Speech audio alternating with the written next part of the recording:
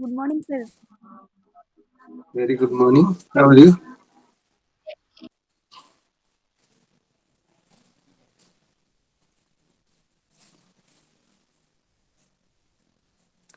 Shall we start or we'll wait for others for 5 minutes?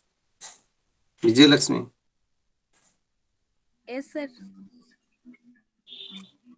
shall we start or just wait for 5 minutes? ଆସନ୍ତୁ ସମସ୍ତେ ଆସିନାହାନ୍ତି କେହି। Okay.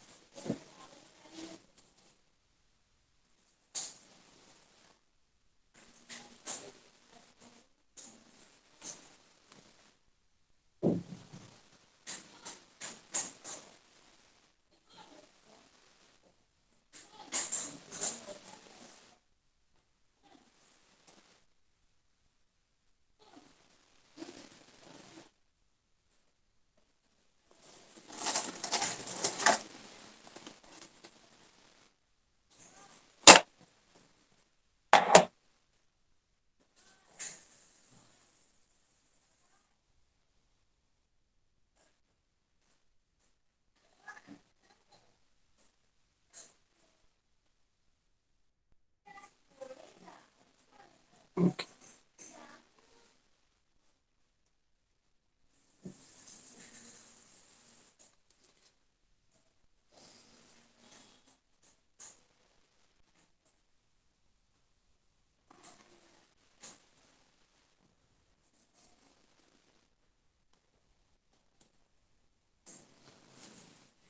So let's start, I think.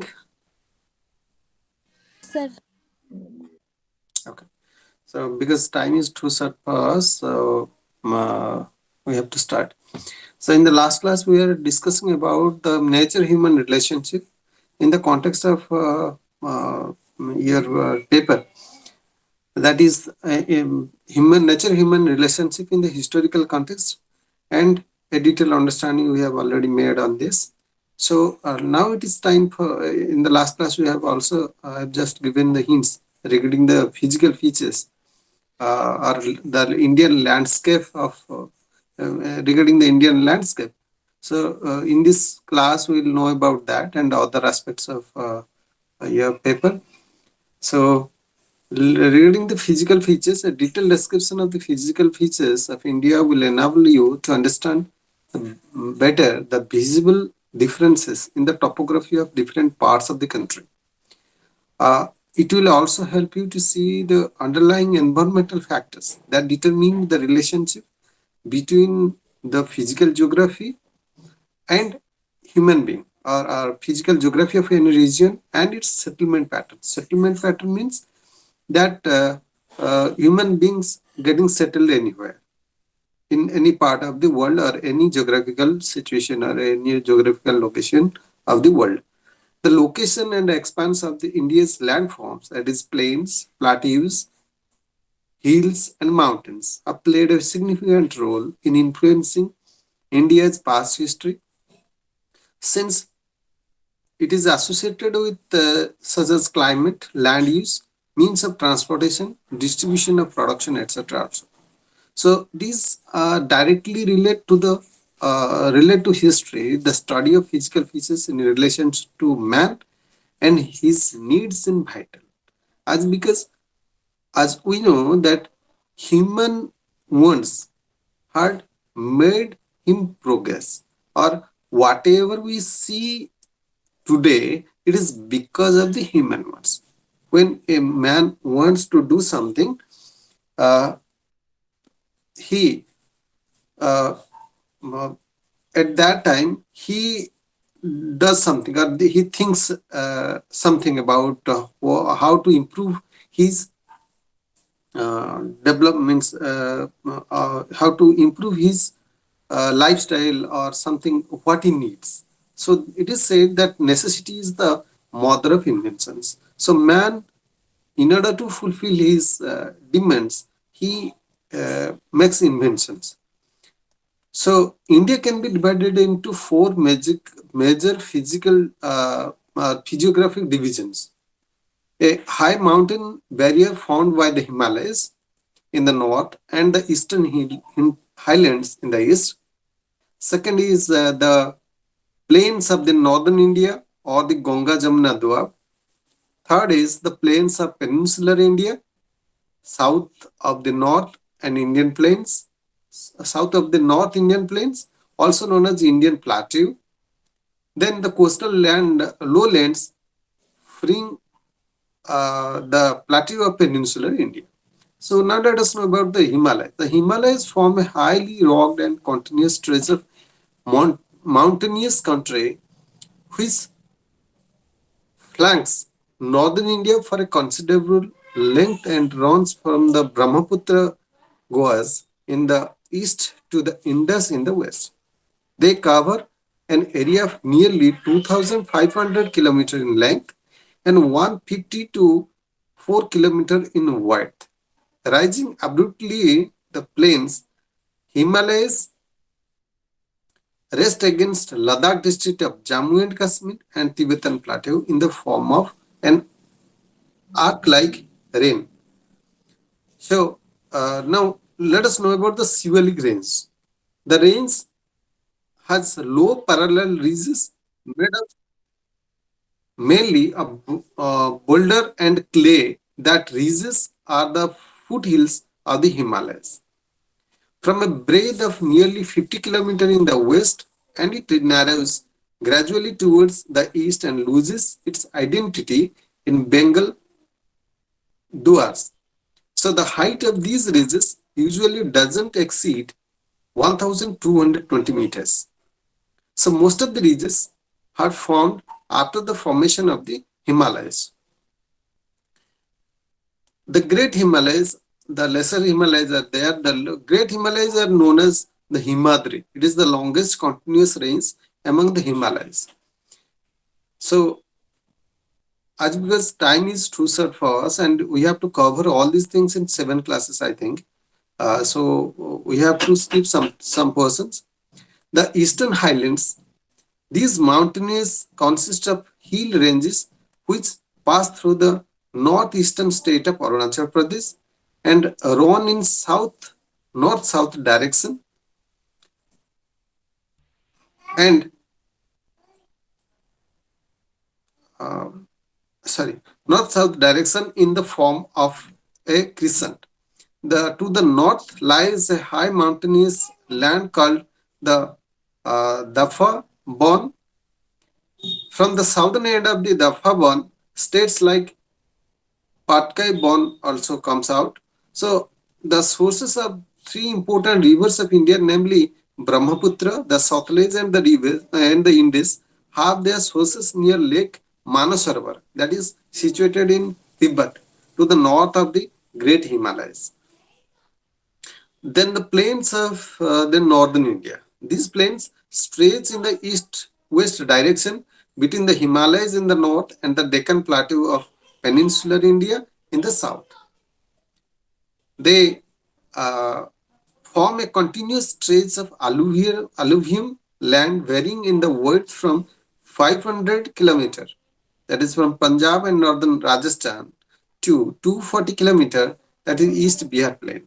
The Satluj Plain in the west, the Ganga Plain in the middle, and the Ganga Delta and the Brahmaputra Valley in the east constitute these plains. So now let us know about the Indian Plateau. It is also called the Plateau of Peninsular India, as it stretches south of the alluvial plains of northern India. It looks like a large triangle uh, with its apex in the south of Kanyakumari. It is far older than the Himalayan mountain ranges and is formed essentially of the ancient igneous rocks. The rock earth mount movements have brought some change in the landscape of this otherwise stable block of earth's crust. So these movements were vertical and resulted in the formation of Indian faults, along with some areas sank, forming faulted basins or rift valleys. Regarding the Aravalli Valleys, it runs in the northeast and southwest direction from Delhi to northeastern fringe of Gujarat state. The Vindhyan range, if we'll talk on that, the Narmada Valley is flanked in the north by a steep-sided escarpment, escarpment uh, formed due to the presence of Malwa Plateau. This escarpment, considered wrongly as a mountain, sometimes is known as the Vindhyan Range and runs roughly northeast eastwards along with the northern fringes of the Narmada zone for about 1200 kilometers. Then the Satpura range, it starts from the west coastal plain and runs eastward between the Narmada and the Tapti Purnam rivers and continues up to Amarkantak, covering about 900 kilometers. So it was its western extremity is known as the Rajpipala Hills and the easternmost part of the Amarkantak Plateau, and in the middle we can find the Mahadev Hills. The Chhattisgarh Plains, it is a basin drained by the upper Mahanadi. The Chotnagpur Plateau, it lies to the east of the Rehand. It includes Bihar Plateau and the adjoining eastern fringe of Madhya Pradesh with Purulia district of West Bengal. Then regarding the other sub-regions, in addition to the above, we can trace the rock of the Indian Plateau in Meghalaya, where it forms a rectangular block known as the Shillong Plateau or the Meghalaya Plateau. The coastal lowlands, if we'll discuss about that, the plateau of peninsular India is fringed with narrow coastal lowlands, raised beaches, and wave-cut platforms above the highest high water marks signify that these lowlands are essentially the emerged floors of the seas adjacent to the land. Then the west coastal lowlands. The physiography of west coastal lowlands is varied. It contains marshes, lagoons, mudflats, peninsulas, creeks, gulfs, and islands. The Ran of Kutch, the Peninsula of Kutch, and the Kathiawar and the Gujarat Plains are the major physiographic regions. So, this is all about the geographic description of India. Now, for the study of environment, we need some sources. So, from which sources we come to know about the ecology part of the history? So, history of environment is basically an exploration of society-nature interaction. So, as I have discussed you in unit one of chapter first of unit one. So, between human and nature interactions or interrelationship, the focus of this unit is to give a general survey of the major writings on the environmental history of India, so that we can know to how we come to know about the history of environment. So it is an interesting fact that the initial writings in the genre of environmental history focused primarily on the history of the humans without in any significant manner according to space to environmental considerations. So earlier historical writings were mostly written, uh, sorry, it was based on the historical writings regarding man only. Nobody was focusing on the environment. So, in due course of time, some works came, some research works came on that, on the environmental history. So, let us know one by one. So, first, it was the environmental history, nature at work, written by Brain Fay, and the history and theory, theme issue or environment history. So these were the works. In this unit, we will focus on the survey of literature or what works have been developed during this period on the history of environment. The words environment and ecology have been subjected to extensive efforts at definition during the past 20 years or so. Already it has been found necessary to allow them space to breathe, as because all your history was based on human being only. So it was the necessity to focus on history. That's because man's human history is mostly related to nature and environment, as I have already discussed you in the last class that man has been born and brought up in the lap of the nature. Without nature, we cannot live. So, uh, so already it has been found as it's necessary. So, as with most commitments, it is possible to have hard and soft positions. The hard might suggest that environmental history necessarily involves an examination of environmental dynamics and through human agency, in which the change is quantifiable in in some shape or form. So the article defined environmental history by the editor of Environment and History. Uh, he was written and he was a British historian.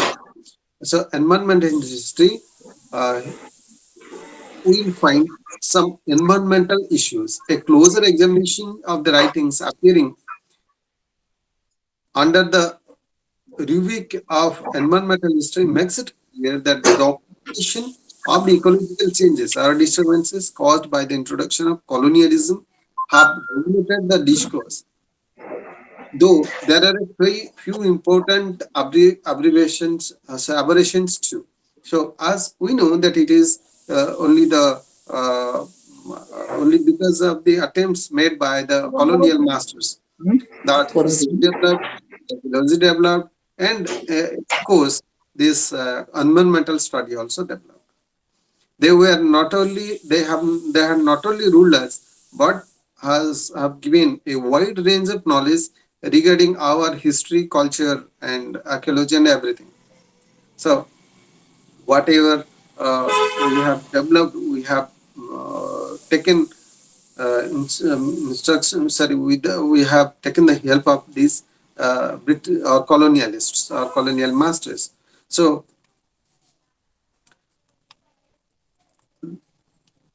hmm, so a closer examination of the writings appearing under the of this environmental history makes it clear that due to that the ecological changes or disturbances caused by the introduction of colonialism, as I said already. So, in the case of India, these disruptions were caused by colonialism, and some have continued even after independence. In general, historians working on modern era have, along with economic explorations uh, of natural resources by the colonial power to cater to the interests of the mother country. So the loss of natural flora and fauna and explanations of the causes and working on working on this modern India. Further concerns of historians can be located in the debate initiated by the revisionist school of history, writing and subaltern attempts to explore the role and impact on the marginal group of the society, largely ignored in conventional historical writing. So, as we see that in many cases, uh, many historians have left this environmental part of history. All of them have focused on this human history, or maximum of them have focused on political history. So, what is the methodologies regarding this? The above stated principles and concepts have been defining features of the environmental history, and these have been most vigorously put into practice in the case of forestry. Deforestation and associated climatic change has proved to be a vibrant journey. So, uh, as we know that many things of nature, even the human beings, have been lost. It is because of the due to means in the process of time, in the evolution process also, you can say that many things have gone, many new things have been appeared. So it is the duty of the historians to put down or write down the changes that has been going on at present and that was happening in the past also. So so that we can keep it or we can preserve it for our future generations. The systematic beginning of environmental history writing in India that also set the tone for future writings is invariably associated with Ramachandra Guha and Madhav Gadgil's seminal monograph that this featured land written in 1992. The author suggested that in pre-colonial India, uh, resource utilization was in harmony with nature and resource sharing among various strata of the society was very cordial. The caste society was different claims on different resources led to state of equilibrium in turn providing stability to the resources demand and supply. Caste was seen as a consisting of endogamous groupings and that were each marked by a particular economic activity and a particular ecological niche. So whatever development you see in today's world, or whatever development we have made, it is at the cost of the nature. Man, as in the last class, I have already told you that man is the worst destroyer of the earth or the environment.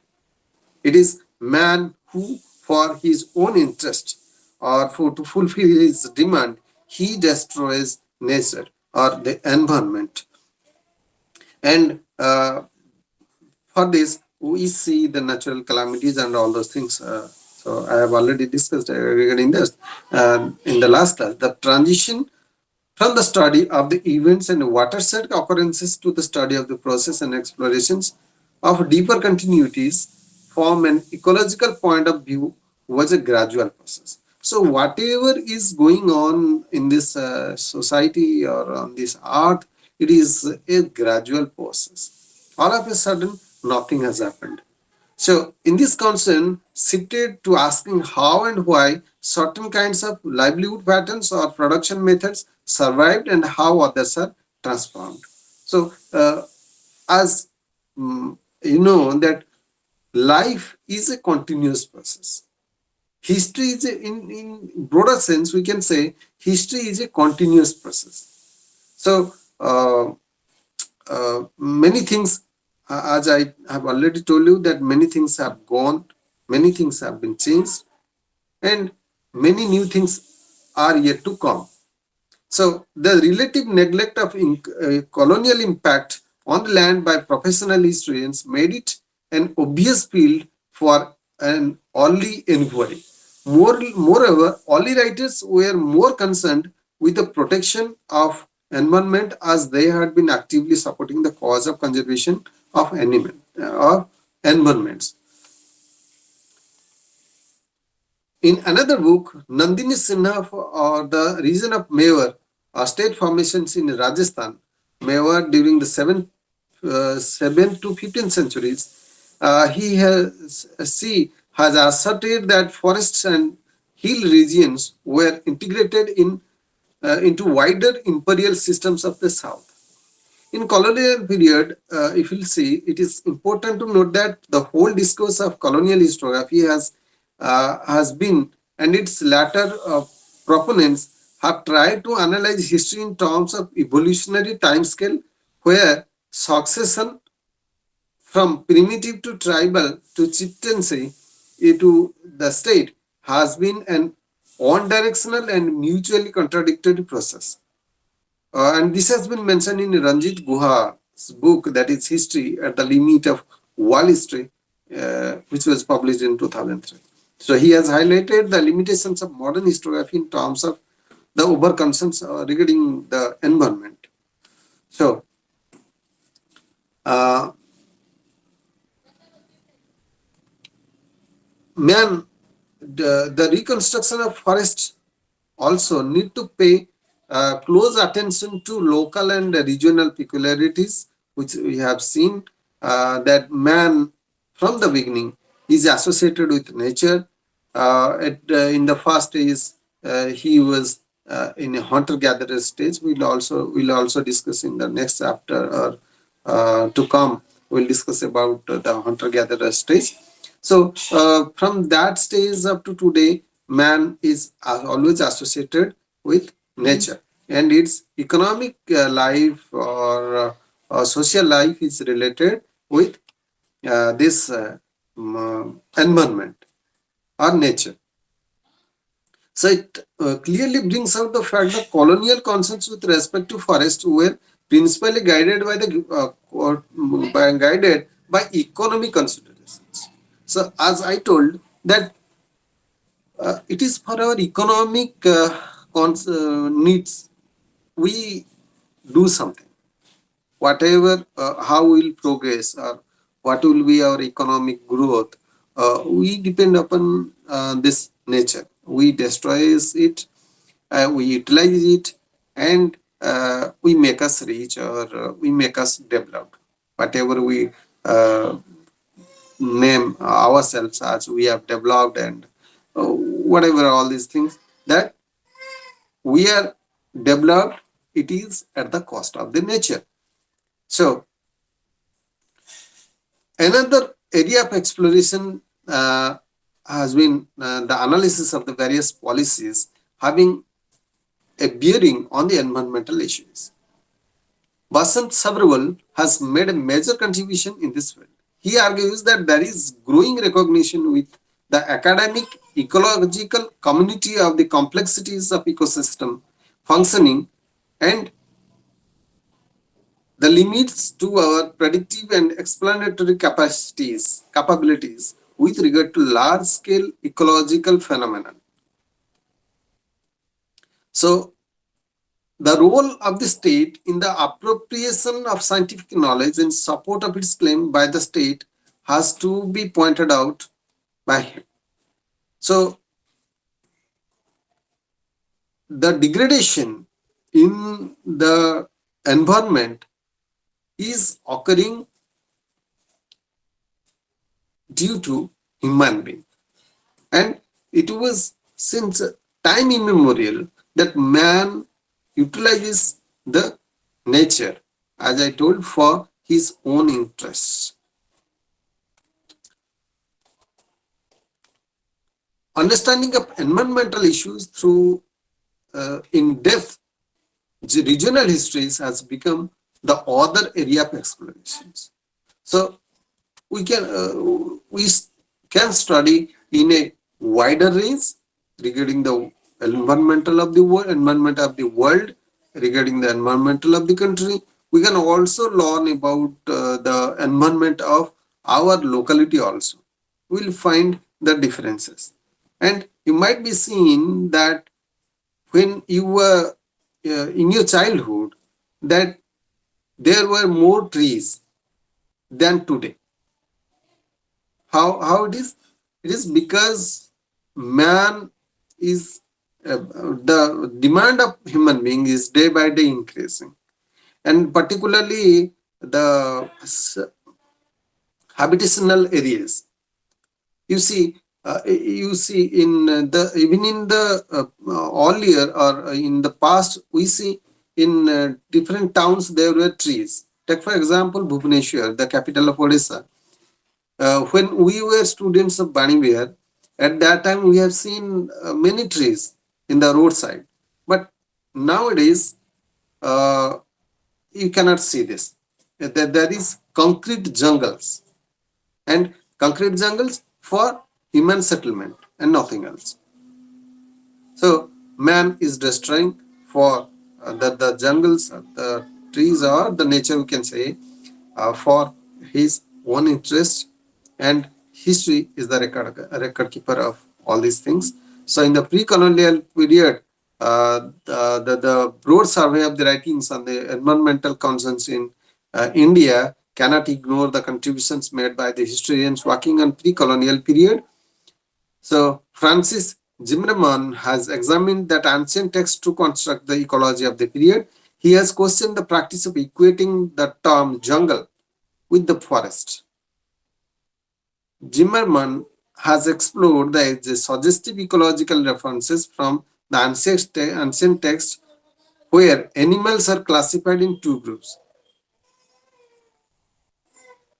jungla, those of the drylands, and Anupa, those of the marshlands, and pointed out that by closely examining these such texts, we can infer a great deal about the ancient ecology.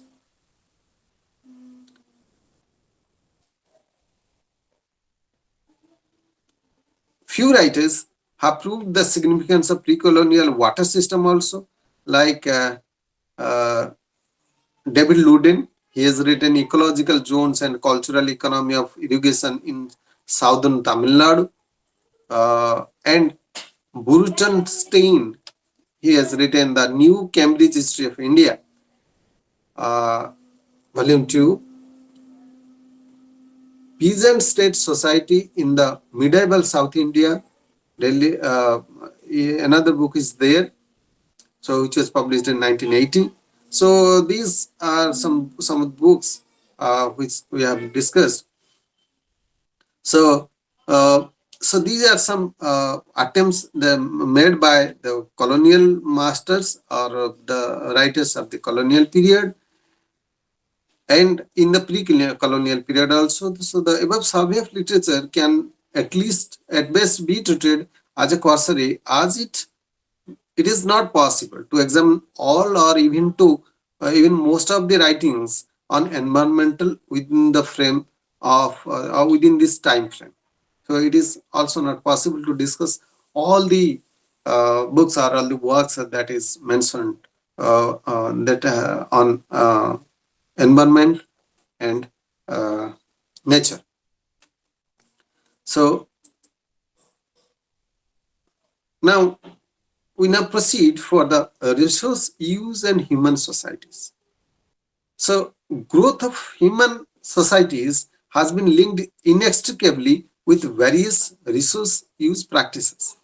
Each important stage in the growth of human societies has discovered and used new resources and adapted practices to facilitate extraction of resources from the nature.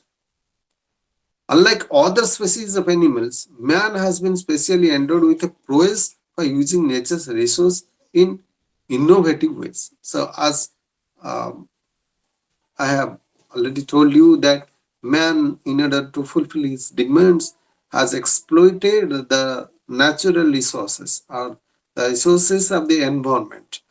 And it, as I pointed out, that it is because man is endowed with such kind of power, that man has the power of reasoning also, but we do not use the power of reasoning, although we know that by destroying our nature or the environment will destroy ourselves, we are destroying ourselves, but still then man continuously involved himself in the deforestation,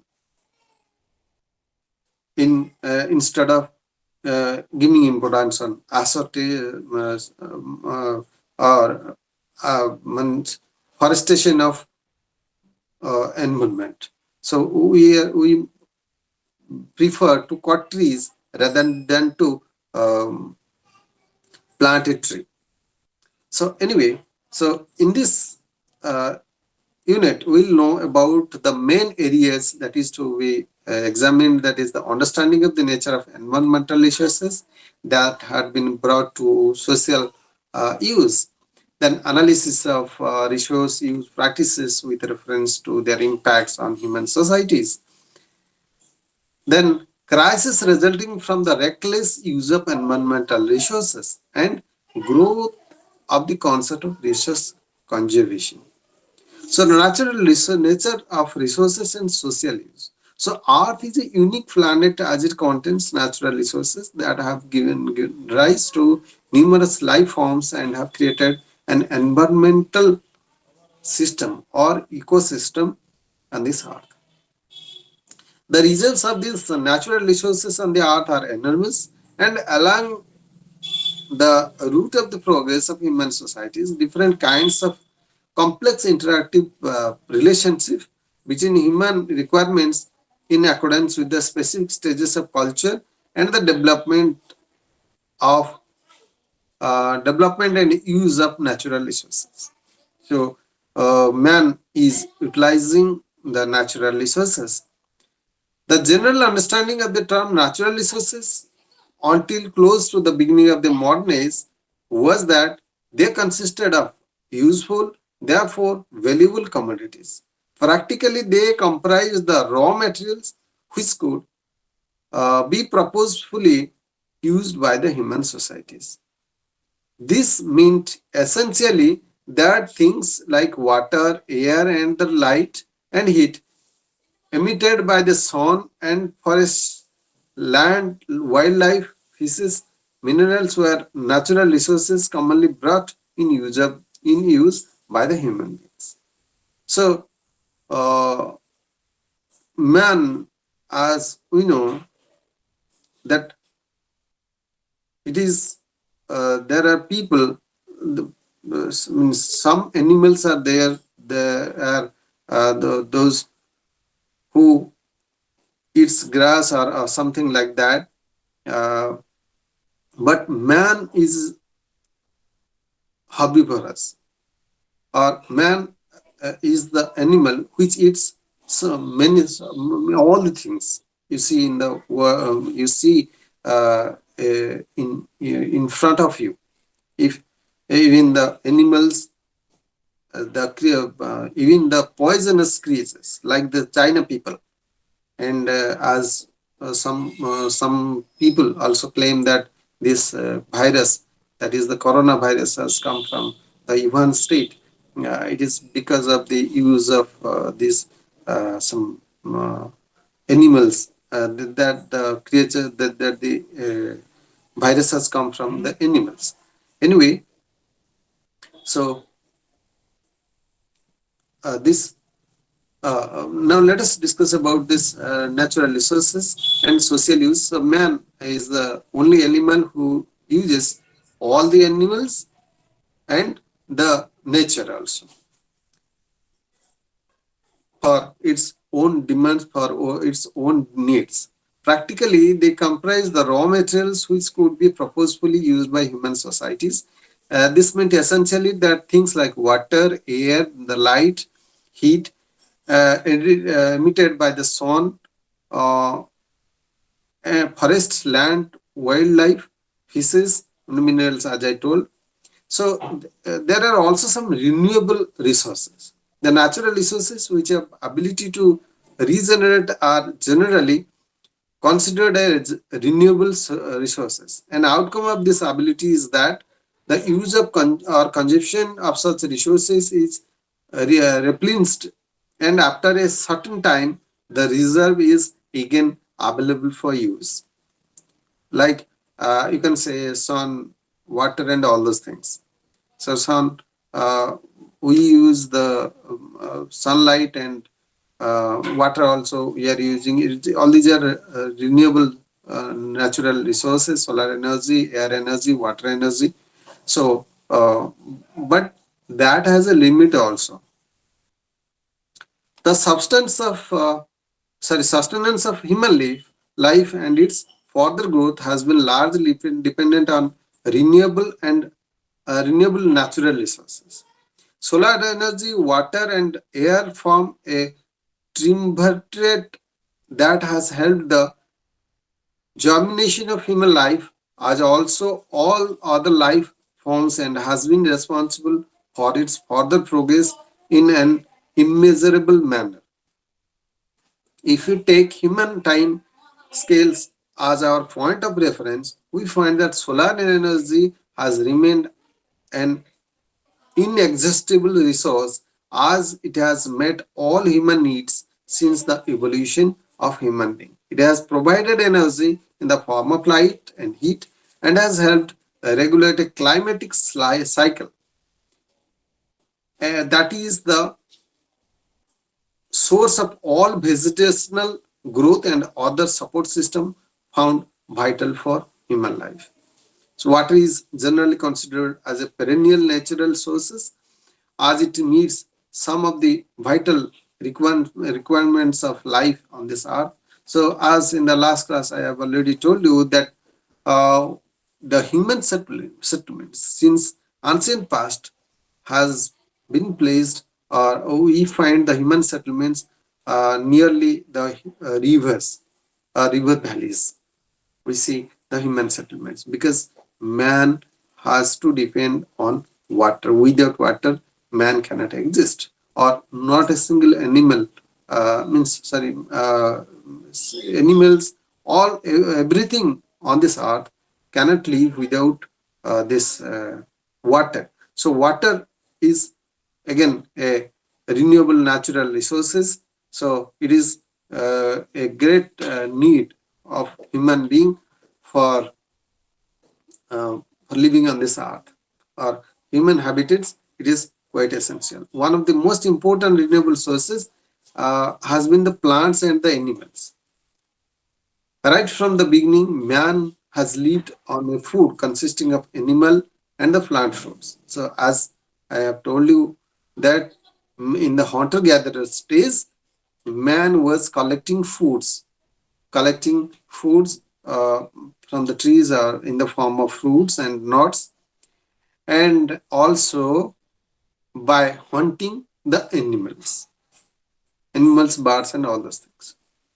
So the availability of food in different measures in different regions of the country has determined the pattern of settlement and growth of human societies in those regions. So we see different kinds of human being in different parts of the world. It is said that these people have been developed according to the nature, or nature has made them so. So you feel the difference between the people of Nagaland and the people of Odisha and other parts of India. So there is the difference. The people of Assam, these people of Nagaland, Manipur, and all those, their facial structure is different from the people of Odisha, from the people of Bengal. So each state have the people have their different figures according to the nature. Anyway, so the practice of agriculture reshaped the man-nature relationship. The supply of food resources was now assured, and societies could take up other environmental activities. Non-renewable sources resources. So there are some non-renewable sources which are replenished with through extremely slow natural cycles. Several thousands of years, such resources can therefore be considered as non-renewable for all practical purposes. Since the rate of formation of these resources is very low, each time they are used, some depletion in their reserve does occur. The rate at which they are used, therefore, determines whether they are likely to last long or diminish sooner. The main non-renewable resources which human societies have been using since the remote past are metals and minerals and soil. Metal sources, mineral sources, and soil. So all these can be decayed. As we know that in different areas, the government is utilizing the mining resources for the development. We are selling the mining products like iron ore and manganese, bauxite, and all those things. We are exporting all our materials, be it from Kenjar or Angul and other parts of Odisha. We are sending to Japan, China, Australia, and all those countries. But by this, we are finishing our natural resources. These are natural resources, but these are non-renewable. Solar energy, water energy, air energy, these are renewable, but these cannot be renewable. We cannot find it again, and you will get it after thousands and thousands years after. He again will fall into the natural means natural process, and it will again one then man will not be there, maybe there but may not be there.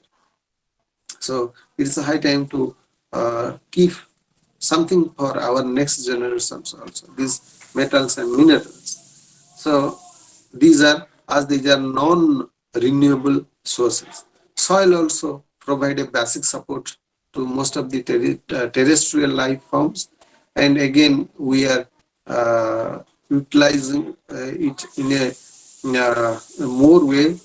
By this, where the soil erosion is being caused, or there is the soil erosion happening in different parts of the parts of India. So soils have the tendency to suffer from the arts of erosion by wind action or by the rains also. In the natural process, it is also decaying, or there is erosion. But in spite of that, we human being, as we have the power of reasoning, we should take care of our non-renewable sources, resource use practices, and their impact. So we have seen above the natural resources are distinguished between renewable and non-renewable categories. So we have also noted that the fact that human existence and growth of human societies has been contingent upon the use of natural resources. Over a long period of time, human societies had developed uh, different practices for use of natural resources. These practices varied from place to place and invoked uh, from the long experience of resource use. So, in the pre-agricultural stage, the most important uh, natural resource put to a widespread use by the humans was stone. At very at a very early stage in the evolution of human societies, the use of stone as a material for shaping some of the basic tools was discovered in the form of Paleolithic tools, Mesolithic tools, and Neolithic tools. As in the last class, we are discussing about those tools that human being used. So man, as I told, has innovated. Man has the power of innovation or to discover something for its own needs or own demands or necessities. As I said, that necessity is the mother of invention. So man, in order to fulfill his demand, has utilized the natural resources. First, it was using the nature in the form of stone, then other aspects or other contribution of society. In that we have already learned about the different axis or lever that was made from the stones. The main sites from where we find only tools where the Swan Valley in Pakistan, Narmada Valley in central India, there's Adamgarh, Jabalpur, and Maheshwar, then Nevasa in Godavari Valley, in Maharashtra, Gundla, Brahmeshwaram area in Pennar Valley in Tamil Nadu, and Gudiam cave near Chennai in Tamil Nadu. We also find the Neolithic and Paleolithic tools in Mayurbhanj district. In Mayurbhanj district, we can find in Mayurbhanj, in Anugul district, in Sambalpur area also we do find, and we have also discussed how man used to stay in the in the caves and was making rock art. In the last class, we have already discussed. And regarding the rock art, I have already told you that we find the rock art in Sitabinj in Keonjhar and other parts of in different parts of Western Odisha also in Kalahandi. That is ଟୁଲଟା କଣ ଥିଲା? sorry, ପ୍ୟାଲିଓଲିଥିକ ଟୁଲ ଆଉ ଯୋଉ କହିଲେ ନିଓଲିଥିକ ଟୁଲଟା କଣ ଥିଲା? Paleolithic tool ଓଡ଼ିଆରେ କହିଦେବି ନା ଇଂଲିଶରେ କହିଦେବି କହ? In which language you want to learn? ଏମିତି କୁହନ୍ତୁ, ଓଡିଆରେ ଇଂଲିଶରେ ଏଇଭଳିଆ କୁହନ୍ତୁ। ଆଚ୍ଛା, ତମେ ଫାର୍ଷ୍ଟ କ୍ଲାସରେ ଥିଲ ନା ଛୁଆ? ମୁଁ ନଥିଲି। ଆଚ୍ଛା, ଏନିୱେ, ତ ପ୍ୟାଲେଥିକ ଟୁଲ ଯେତେବେଳେ ମଣିଷ ଆଗେ ତାର evolution through evolution process man has developed in the nature and sorry ଆମେ ମଣିଷ ପ୍ରକୃତି କୂଳରେ ବଢିଥିଲା।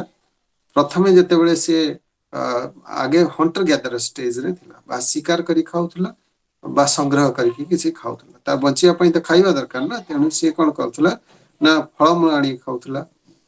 ତାପରେ ଏଇ ଯୋଉ ଶିକାର କରିବା ପାଇଁ ସେ କଣ କଲା, ଆଗେ ବଡ ବଡ ପଥରକୁ ସେମାନେ ୟୁଜ କଲେ। ଠିକ ଅଛି, ପଥରକୁ ଦେଖିଲେ କାହାକୁ ମାରିଦେଲେ, ଫୋପାଡ଼ି ଦେଲା ସେ ଲୋକଟା ସେ ପଶୁଟା ମରିଗଲା। ତେଣୁ ଆଗେ ପ୍ୟାଲେଲିଥିକ ଷ୍ଟେଜରେ ଦ ପ୍ୟାଲେଲିଥିକ ଟୁଲ କାହିଁକି ଟୁଲ ହଉଛି ଅସ୍ତ୍ର ଶସ୍ତ୍ର। ଠିକ ଅଛି, ତାପରେ ମଣିଷ ପାଖରେ ସେତେବେଳେ କିଛି ଅସ୍ତ୍ର ଶସ୍ତ୍ର ନଥିଲା। ସେତେବେଳେ ଆଜିକା ଭଳିଆ ସେତେବେଳେ ତାପରେ ଲୁହାର ବ୍ୟବହାର ସେ ଜାଣିନଥିଲା। ତେଣୁ ସିଏ କଣ କରୁଥିଲା ନା ପଥର ଫୋପାଡୁଥିଲା, ବାଡି ଖଣ୍ଡେ ଭାଙ୍ଗି ଆଣିକି ତାକୁ ପିଟୁଥିଲା କି କଣ ସେଇ ଟାଇପର ୟୁଜ କରୁଥିଲା। ତ ପଥରରୁ ସେ ଦେଖିଲା, ପଥରରୁ ପଥରକୁ ଯେତେବେଳେ ଭାଙ୍ଗି ଫୋପାଡ଼ି ଦେଲା ଗୋଟେ ପଥରକୁ, ଆଉ ଗୋଟେ ପଥର ପଡିଲା, ଗୋଟେ ଛିଲକା ବାହାରିଲା। ଆମେ ଯେତେବେଳେ ଗୋଟେ ପଥରକୁ ଆଉ ଗୋଟେ ପଥରରେ ଫୋପାଡ଼ି ଦିଅନ୍ତି କଣ ଭାଙ୍ଗିଯାଏ। ସେ ଭାଙ୍ଗିବାଟା ବହୁତ ମାନେ ଧାର ଲାଗିଲା, ରାଦର ଦେନ ଦି ବଲ୍କି, ମାନେ ଯୋଉ ଗୋଟା ପଥର ଅପେକ୍ଷା ଧାରୁଆ ପଥରଟା ବେଶୀ ତାକୁ ଶିକାର କରିବାକୁ ସୁବିଧା ହେଲା। ତେଣୁ ସିଏ ବସି ବସି କଣ କଲେ, ତାଙ୍କର ଗୋଟେ ଗ୍ରୁପ ସେଥିରୁ ମଧ୍ୟ ବାହାରିଲେ ଯୋଉମାନେ କି ଚିଲ୍କା ବାହାର କଲେ, ତାଦେହରୁ ଅସ୍ତ୍ର ତିଆରି କଲେ, ସେଥିରେ ହ୍ୟାଣ୍ଡ ଆକ୍ସ ତିଆରି କଲେ। ପ୍ୟାଲେଲିଥିକ ଅର୍ଥ ହଉଛି ପୁରାତନ ପ୍ରସ୍ତର ଯୁଗ। ଆମର ପ୍ରିହିଷ୍ଟ୍ରି ପିରିୟଡ ଟାକୁ ତିନି ଭାଗରେ ବ୍ୟକ୍ତ କରାଯାଇଛି, ପ୍ୟାଲେଲିଥିକ, ମେସୋଲିଥିକ ଆଉ ନିଓଲିଥିକ। ଠିକ ଅଛି, ଆମର ପ୍ରାଗୈତିହାସିକ ଯୁଗ। ସେଥିରେ ପ୍ୟାଲେଲିଥିକ ଷ୍ଟେଜରେ ତମର ଅସ୍ତ୍ର ଗୁଡିକ ଏତେ ମାନେ ଧାରୁଆ ନଥିଲା, ବଲ୍କି ଥିଲା। ବଡ ବଡ ପଥରକୁ ୟୁଜ କରୁଥିଲେ, କିମ୍ବା ଯୋଉ ଅସ୍ତ୍ର ବି ୟୁଜ କରୁଥିଲେ ସେଟା ଟିକେ ଓଜନିଆ ଥିଲା। ତା ପରବର୍ତ୍ତୀ ଷ୍ଟେଜ ଯେତେବେଳେ ମେସୋଲିଥିକ ଷ୍ଟେଜ ଆସିଲା, ମେସୋଲିଥିକ ଷ୍ଟେଜରେ ସେ କଣ କଲା, ସେଇ ଯୋଉ ଛିଲକା କହୁଥିଲେ ଆରମ୍ଭ ହେଇଥିଲା ପ୍ୟାଲେଲିଥିକ ଷ୍ଟେଜ ରୁ। କହିବା ତାହେଲେ ଟାଇମ ଫ୍ରେମ ସରି, ପ୍ୟାଲେଲିଥିକ, ମେସୋଲିଥିକ, ନିଓଲିଥିକ। ଟାଇମ ଫ୍ରେମଟା ଗୋଟେ ମିନିଟ। ସୋ ମୁଁ ତୁମକୁ ତା ନେକ୍ସଟ କ୍ଲାସରେ ସେ ଟାଇମ ଫ୍ରେମ୍ ବିଷୟରେ ଟିକେ କହିବି। ଆଜି ଖାଲି ଏଇଟାକୁ ବୁଝେଇ ଦଉଛି, ଠିକ ଅଛି। yes sir ହଁ, show ମେସୋଲିଥିକ ଟୁଲରେ it was more developed than the Paleolithic stage. Paleolithic stage ରୁ ଏଥିରେ ଏଇ ଯୋଉ ଅସ୍ତ୍ରଶସ୍ତ୍ର ଏମାନେ ଆଉ ଏତେ ବଡ ବଡ ପଥର ୟୁଜ କରନ୍ତି ନାହିଁ। ସରି, Mesolithic means ମଧ୍ୟ ପ୍ରସ୍ତର ଯୁଗ ବା ଆମେ ସଦାବେଳେ ଦି ତିନିଟା ପିରିୟଡ ଦେଖ, ଆମେ ଯେମିତି ଇଣ୍ଡିଆନ ହିଷ୍ଟ୍ରି ଡିଭାଇଡ କରୁଛନ୍ତି ଆନସିଏଣ୍ଟ ପିରିୟଡ, ମିଡାଇଭାଲ ପିରିୟଡ ଆଉ ମଡର୍ନ ପିରିୟଡ। modern period. ସରି, ବୁଝିହେଲା? ସୋ ପ୍ରାଚୀନ ଯୁଗ ବା ପୁରାତନ ଯୁଗ ଯୋଉଟା ଆମେ ଆନସିଏଣ୍ଟ ଏଜ କହୁଛନ୍ତି, ଆନସିଏଣ୍ଟ ଇଣ୍ଡିଆ କହୁଛନ୍ତି, ମଧ୍ୟଯୁଗ ବା ମିଡାଇଭାଲ ଏଜ କହୁଛନ୍ତି, ଆଉ ଗୋଟେ ହଉଛି ମଡର୍ନ ଏଜ ବା ବର୍ତ୍ତମାନର ଯୋଉ ଷ୍ଟେଜ ଟାକୁ ମଡର୍ନ ଏଜ କୁହାଯାଉଛି। ସୋ ସେଇଭଳିଆ ଆମେ ଯଦି ଡିଭିଜନ କରୁଛନ୍ତି ତାକୁ ମଧ୍ୟ ପ୍ରସ୍ତର ଯୁଗ କହୁଛନ୍ତି, ପୁରାତନ ପ୍ରସ୍ତର ଯୁଗ, ମଧ୍ୟ ପ୍ରସ୍ତର ଯୁଗ ଆଉ ନୂତନ ପ୍ରସ୍ତର ଯୁଗ। ଆମେ ଯେତେବେଳେ ଏବେ ମଡର୍ନ ଏଜ ଟାକୁ ନୂଆ ଯୁଗ କହୁଛନ୍ତି ଆମେ। ସୋ ମଡର୍ନ ଏଜ ସରି ଆମର ନିଓଲିଥିକ ଷ୍ଟେଜରେ କଣ ହେଲା ନା, ନିଓଲିଥିକ ଷ୍ଟେଜ କୁ ମଣିଷ ବହୁତ ଡେଭଲପ ହେଇସାରିଥିଲା। ସେତେବେଳକୁ କ୍ରୋ ମ୍ୟାଗ୍ନନ ମଣିଷ ଯୋଉ ତାର ମଧ୍ୟ ବି ମଣିଷର ଇଭଲ୍ୟୁସନାରୀ ପ୍ରୋସେସରେ ତାର ଡେଭଲପମେଣ୍ଟ ହେଇସାରିଥିଲା, ଯୋଉଟା କ୍ରୋ ମ୍ୟାଗ୍ନନ ମାନବର ସେତେବେଳକୁ ଯୋଉ ଆଧୁନିକ ମଣିଷର ସେତେବେଳକୁ ଜନ୍ମ ଲାଭ କରିସାରିଥିଲା। ତ ସେତେବେଳେ ତାର ଯୋଉ ସେ ଅସ୍ତ୍ରଶସ୍ତ୍ର ଗୁଡାକ, ସେ ଯୋଉ ଟୁଲ୍ସ ଗୁଡା neolithic tools was much sharper than the earlier palaeolithic and mesolithic stage. Stone tool କୁ ୟୁଜ କରୁଥିବାରୁ ବା ଏଇ ଯୋଉ ପଥର ନିମିତ ଅସ୍ତ୍ରକୁ ବ୍ୟବହାର କରୁଥିବାରୁ ତାକୁ କୁହାଯାଉଥିଲା ପ୍ରସ୍ତର ଯୁଗ। ଏବଂ ପ୍ରସ୍ତର ଯୁଗର ଲୋକ ଯୋଉ ସେ ସମୟରେ ଯୋଉ ଲୋକମାନେ ଥିଲେ ତାକୁ କୁହାଯାଉଥିଲା ପ୍ରସ୍ତର ଯୁଗର ଲୋକ, ଠିକ ଅଛି। ତେଣୁ sir ସରି, ବୁଝିଲ ତ ଏଥର? ହଁ sir ହଁ, ସୋ ଏନିୱେ ଆଜି ତ ସମୟ ହେଇଯାଇଛି। ନେକ୍ସଟ କ୍ଲାସରେ ତୁମକୁ ଏ ବିଷୟରେ ପଚାରିଦେବି, ମୁଁ ବୁଝେଇଦେବି, ଆଉ ଅଲଗା ଯେତିକି ଆମର କୋର୍ସ ଅଛି ପଢିବା, ଠିକ ଅଛି। Thank you. ମଣିଷ ଯଦି ନିଆଁର ବ୍ୟବହାର କେବେ ଜାଣିଲା? ହଁ, କୋଉ ପିରିୟଡ? ଯେ ମଣିଷ ସେଟା ନିଆଁର ବ୍ୟବହାର କୋଉ ପିରିୟଡ ରେ ଜାଣିଲା? ନିଆଁର ବ୍ୟବହାର ସେ ପ୍ୟାଲେଥିକ ଷ୍ଟେଜରେ ହିଁ ଜାଣିଥିଲା। ଯେତେବେଳେ କହୁଥିଲି ଲାଷ୍ଟ କ୍ଲାସରେ ତମେ ତ ନଥିଲା, ଯେ ମଣିଷ ଯେତେବେଳେ କେତେବେଳେ ଗୋଟେ ଆଇଦର ନ୍ୟାଚୁରାଲ ୱେରେ ହଉ ବା କେତେବେଳେ ଆମ ଘଡଘଡି ମାରିଲେ ନିଆଁ ଲାଗି ଯାଉଛି, ବଣରେ ନିଆଁ ଲାଗିଥିବ, ତା ଫଳରେ ସେ ଦେଖିଥିବ ଯେ ନିଆଁ ଟା ଲାଗିଲା, ଏବଂ ନିଆଁ ଲାଗିଲା ଫଳରେ ସେ କେତେକ ଏବଂ ତାର ୟୁଜ ଟା କେମିତି କଲା, ଆଗେ ୟୁଜ ଟା ଆଗେ ଦେଖିଲା ଯେ ନିଆଁ ଲାଗିଗଲା। ଏବଂ ଏବେ ବି ଆମର ସବୁ ବିଭିନ୍ନ ଜାଗାରେ ନିଆଁ ଲାଗିଗଲା ବେଳକୁ ଗଭର୍ଣମେଣ୍ଟ ତରଫରୁ ହେଲିକପ୍ଟର ପାଣି ପକେଇକି ତାକୁ ବନ୍ଦ କରାହଉଛି, ବନ୍ଦ ମାନେ ଲିଭା ଯାଉଛି। ସେତେବେଳେ ଅନେକ ଦିନ ପରେ ଲାଗି ରହୁଥିଲା। ଏବଂ ଯେତେବେଳେ ସେ ଯୋଉ ପଶୁ ପକ୍ଷୀ ଗୁଡାକ ମରି ଯାଉଥିଲେ ତାଙ୍କ ମାଂସ ସିଏ ଖାଇଲା, ତାର ଟେଷ୍ଟ ଟା ଜାଣିଲା।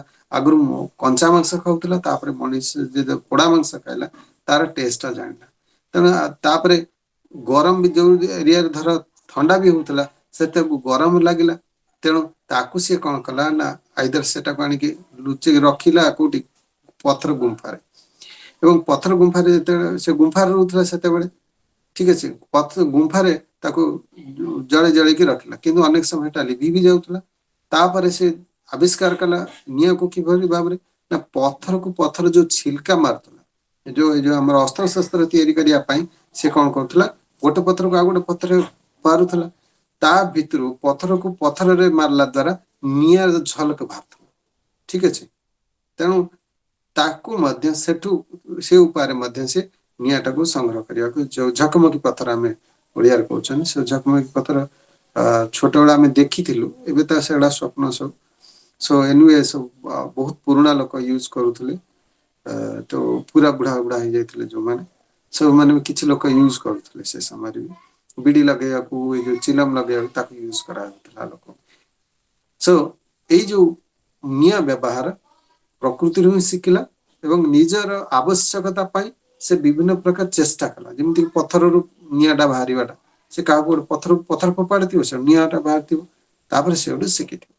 So in a evolutionary process or in a evolutionary process ବା କ୍ରମ ବିବର୍ତ୍ତନ ପ୍ରକ୍ରିୟାରେ ମଣିଷ ବିଭିନ୍ନ ମାନେ ଉପାୟରେ ତାର ଜୀବନ ଯାପନ ପାଇଁ ଅନେକ କଥା ଶିଖିଲା ପ୍ରକୃତି ଠାରୁ। ଠିକ ଅଛି। ଏବଂ ନିଜେ ମଧ୍ୟ ନୂଆ ନୂଆ ଇନୋଭେସନ ଆଣିଲା, ନୂଆ ନୂଆ ଉଦ୍ଭାବନ, ନୂଆ ନୂଆ ଆବିଷ୍କାର ଜିନିଷ କଲା ମଧ୍ୟ ତା ପରବର୍ତ୍ତୀ ଷ୍ଟେଜରେ। ଠିକ ଅଛି। Yes, sir. Okay, thank you. Thank you, sir.